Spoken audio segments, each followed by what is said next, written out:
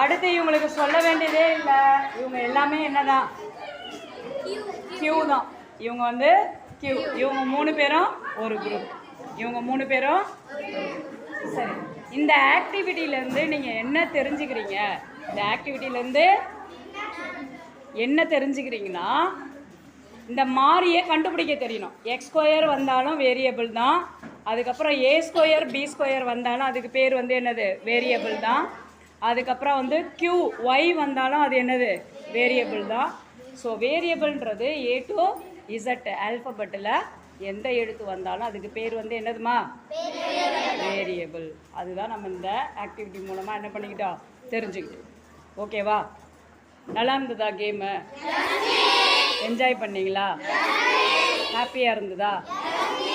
Very good. அடுத்து ஒரு activity அப்புறம் பண்ணுவோமா?